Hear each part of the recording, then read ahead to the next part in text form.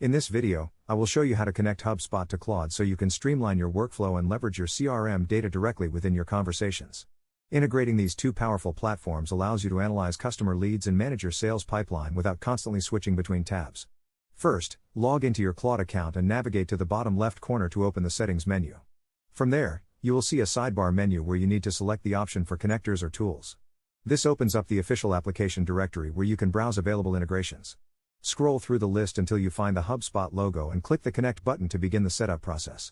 A secure pop-up window will appear asking you to sign into your HubSpot account. Once you enter your credentials, you will be prompted to select the specific portal or workspace you want to link to Claude. This is an important step to ensure you are pulling data from the correct business environment. After choosing your workspace, click on the Authorize Access button to finalize the permissions.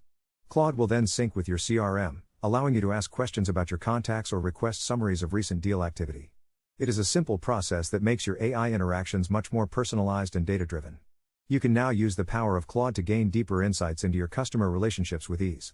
Thank you for watching this guide, and be sure to check out our other tutorials to help you master your favorite productivity tools.